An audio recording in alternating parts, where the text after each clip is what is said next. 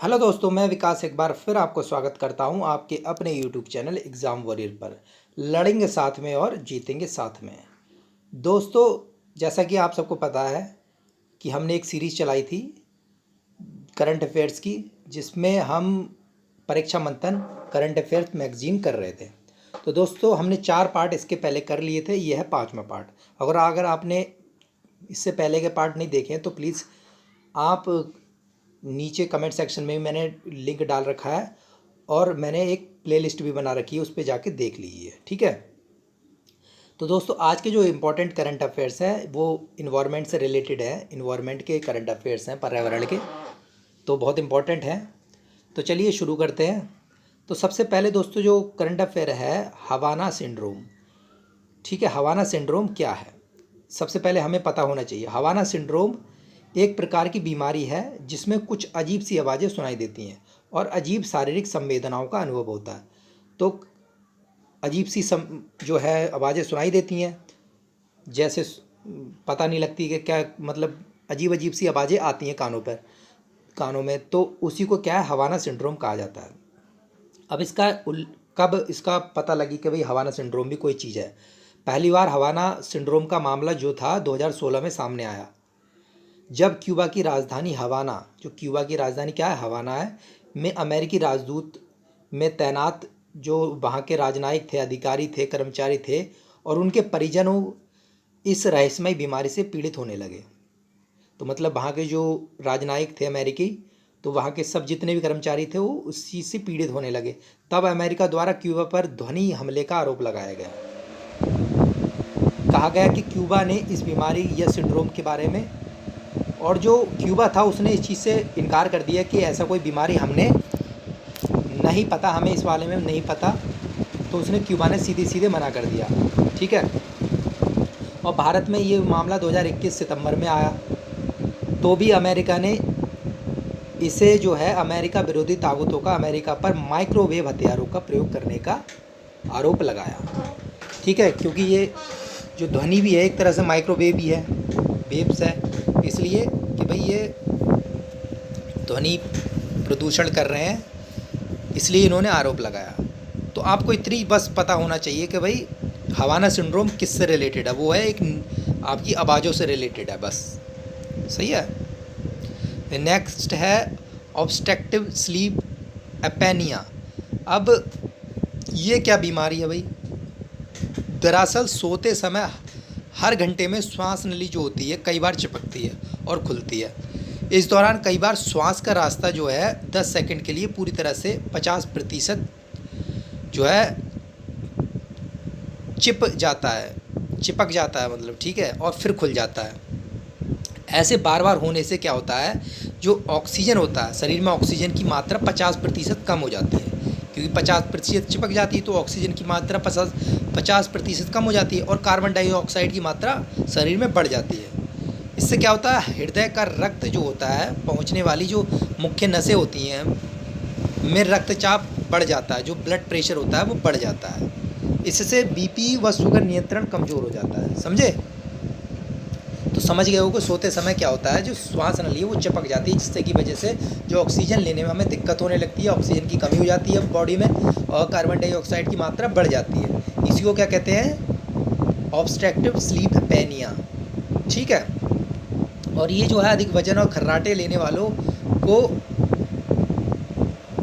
Obstructive sleep एपेनिया से पीड़ित होने की आशंका ज़्यादा होती है, ठीक है। लेकिन इसका मतलब ये नहीं है कि खर्राटे ले रहे हो तो भाई हर व्यक्ति को ये समस्या होगी, सही है, क्योंकि इससे होने वाला कंपन जो है हृदय की जो कार्य प्रणाली को एक तरह से दुष्प्रभाव डालता है, सही है। तो पता लग गई होगी, एक तरह से ये नींद में होने वाली बीमारी है। तो नेक्स्ट देख लेते हैं बेंटा। अब बेंटा क्या है, हाल ही में बेंगलोर जो है, बेंगलोर भारत, ठीक है, में 7 महीने के एक बच्चे में बेंटा नामक एक बेहद दुर्लभ बीमारी की पुष्टि हुई। जो बेंटा नामक एक बेहद दुर्लभ बीमारी की पुष्टि हुई। विश्व में जो है इस इम्यूनो डिफिशियंसी समस्या, जो एक तरह इम्यूनिटी की ये डिफिशियंसी समस्या है, इम्यूनिटी कमज़ोर हो जाती है, केवल 13 मामले हैं, और 14 मामला जो है भारत में आया है, जिसका नाम विजेंद्र है, जो बच्चा है, ठीक है, 7 महीने का, उसमें आया है। इससे पहले 13 मामले और थे वर्ल्ड में। इसके इलाज के लिए क्या होता है कि भाई ब्लड स्टीम सेल्स डोनर की ज़रूरत होती है, तो ब्लड स्टीम सेल्स ही एक तरह से इसकी प्रत्यारोपण किया जाता है। और ये जो बीमारी होती है आनुवांशिक म्यूटेशन की वजह से होती है, एक दूसरे से आनुवांशिक तरीके से फैलती है। ठीक, चलो। और एक तरह से इसकी पहचान कम उम्र में आमाशय के पास मौजूदा तिल्ली में सूजन और कान, ठीक है, और कान, साइनस व फेफड़ों में बार बार संक्रमण हो सकती है। इसके जो है एक तरह से पहचान है। अब दोस्तों डायरिया। अब डायरिया के बारे में मैं बताऊं, एक तरह से डायरिया रोटा वायरस से होता है, ये हमें सबको पता होना चाहिए। डायरिया जो है रोटा वायरस होता है। डायरिया क्या, जब गर्मियों में क्या डायरिया हो जाता है, कहते हैं डायरिया हो गया, तो डायरिया एक तरह से जो रोटा वायरस से होता है, ठीक है। और ये बच्चों में बचाव के लिए ऑस्ट्रेलिया के वैज्ञानिकों ने एक नया रोटा वायरस वैक्सीन बनाई है, जिसका नाम है RV3BB। क्या नाम है? RV3BB। बस इतना याद रखना। अगर पूछे कि RV3BB क्या है, तो एक तरह से रोटा वायरस वैक्सीन है जो कि डायरिया के लिए यूज़फुल है। नेक्स्ट देखते हैं, अंटार्कटिका पिघलता थ्वेट्स ग्लेशियर। थ्वेट्स ग्लेशियर कहाँ पर है? अंटार्कटिका में, ठीक है, हमें ये याद रखना है, सही है। और एक तरह से ये काफ़ी तेज़ी से पिघल रहा है। ग्लेशियरों में इतनी बर्फ़ जमी है कि इसका ज़रा सा भी हिस्सा पिघल जाए तो दुनिया का सबसे बड़ा भाग डूब जाएगा। तो अंटार्कटिका का थ्वेट्स ग्लेशियर भी ऐसा ही एक अथाह बर्फ़ से समेटे हुए हैं, एक तरह से बर्फ़ का ग्लेशियर है बहुत ज़्यादा, ठीक है। और ये एक तरह से दुनिया का सबसे बड़ा ग्लेशियर है थ्वेट्स ग्लेशियर, जो कि अंटार्कटिका में है। थ्वेट्स का आकार जो है दोस्तों, वो सबसे बड़ा ग्लेशियर है जिसका आकार 1.92 लाख वर्ग किलोमीटर क्षेत्रफल में फैला हुआ है। समझ सकते हो, 1.92 लाख वर्ग किलोमीटर। तो इसका जो एक तरह से इसका जो क्षेत्रफल है गुजरात के बराबर है। गुजरात स्टेट आपने देखा होगा, उसके बराबर इसका क्षेत्रफल है। तो कितना बड़ा है आप खुद लगा सकते हो, ठीक है। इसे देखते हुए इसे डूम्सडे प्रलय का दिन भी ग्लेशियर भी कहा जाता है। डूम्सडे कहा जाता है इस ग्लेशियर को, डूम्सडे भी कहा जाता है, जिसका अर्थ होता है प्रलय का दिन, सही है। तो बस इतना ही हमें इसमें याद रखना है। अगर ये पिघल जाए, अगर ये टूटता है, तो इसका दुनिया में कम से कम 65 इंच समुद्र तल बढ़ जाएगा, समुद्र जल का स्तर बढ़ जाएगा। 65 इंच समुद्र का जल स्तर बढ़ जाएगा। समझ सकते हो कितना ज़्यादा बढ़ जाएगा। अगला आता अरावली जैव विविधता पार्क। तो अरावली बायोडाइवर्सिटी पार्क कहाँ पर है ये दोस्तों?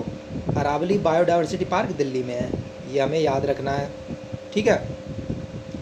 तो 2 फरवरी 2022 को क्या मनाया जाता है?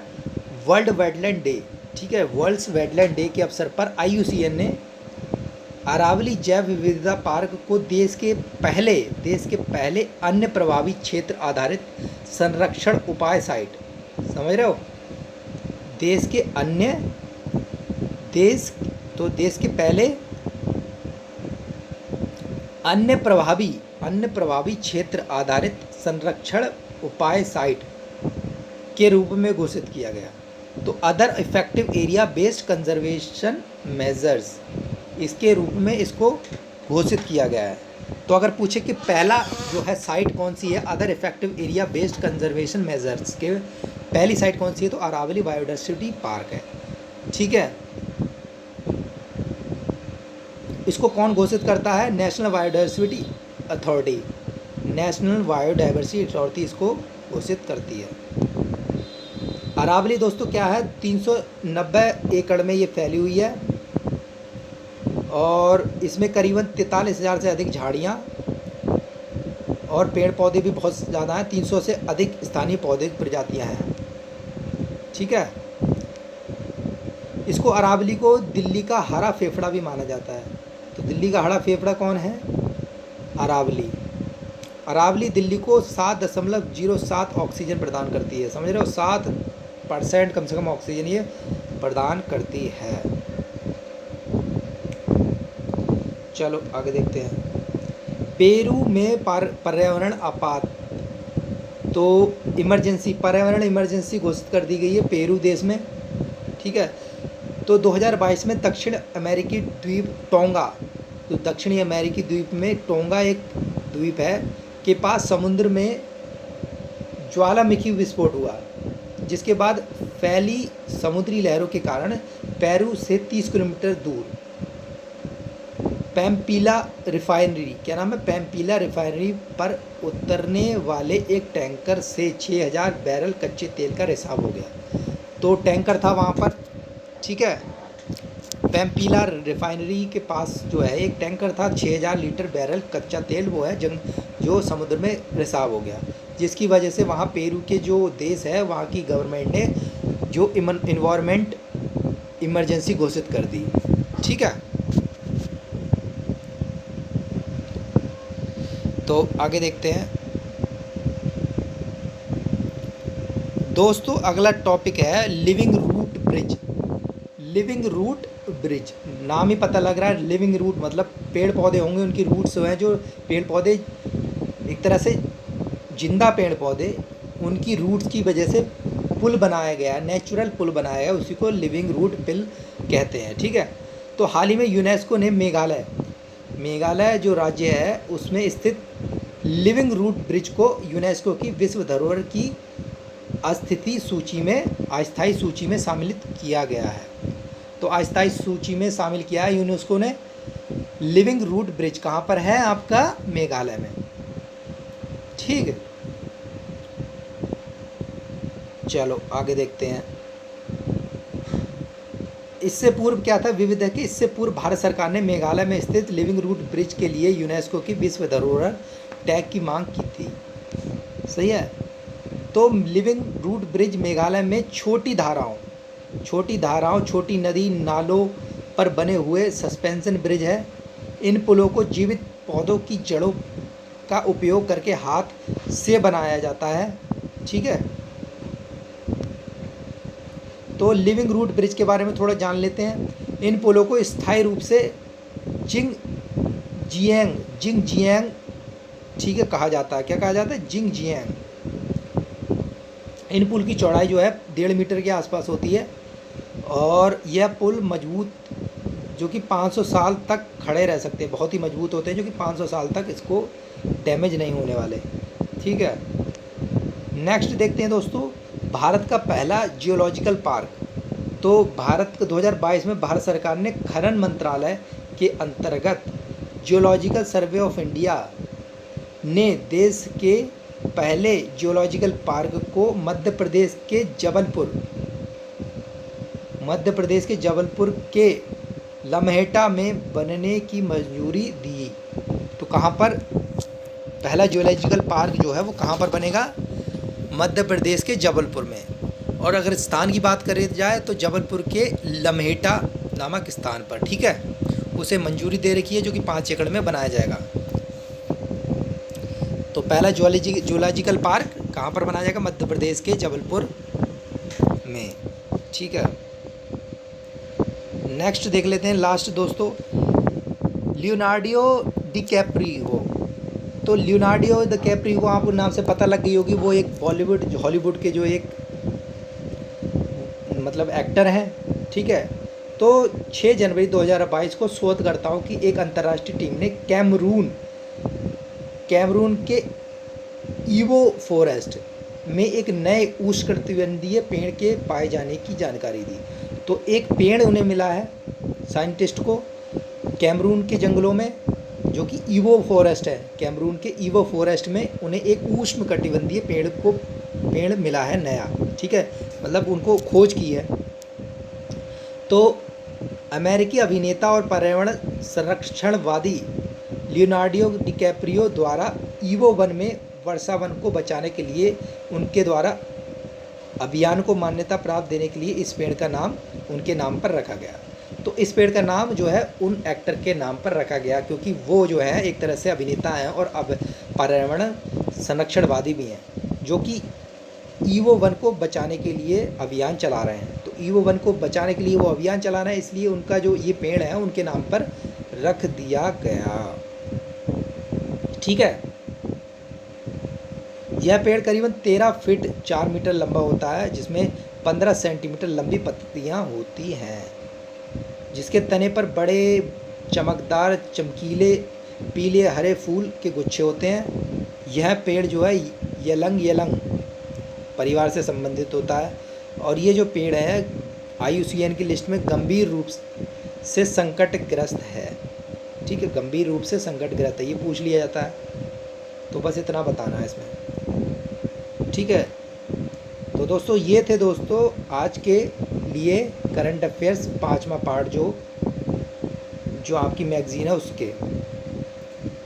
तो आई होप आपको पसंद आ रही होगी ये चीज़, है ना, क्योंकि दोस्तों बहुत मेहनत लगती है, पढ़ते हैं तो खुद फिर पढ़ाने के लिए भी मेहनत लगती है। तो परीक्षा मंथन जो ऐसी एक तरह से आप कह सकते हो, इसको फॉलो कर सकते हो आप अच्छी तरह से। बहुत अच्छा इसमें मटेरियल दिया हुआ है, आप पढ़ सकते हो, अच्छे से पढ़ो और इसको रिवाइज़ बार बार करते रहो, है ना। अगर वीडियो पसंद आ रही है तो प्लीज़ चैनल को सब्सक्राइब कर लेना यार, है ना। सब्सक्राइब करके सपोर्ट करो, ज़्यादा से ज़्यादा शेयर करो, नीचे कमेंट करो, कोई कमी है हमें बताओ, कोई अच्छा करना है तो बताओ, कोई सजेशन है वो बता सकते हो, और शेयर करते रहो ज़्यादा से ज़्यादा, है ना। चलिए दोस्तों, फिर अगले पार्ट में मिलते हैं नेक्स्ट वीडियो में। तब तक के लिए आप खुश रहिए, मुस्कुराते रहिए। जय हिंद, जय भारत।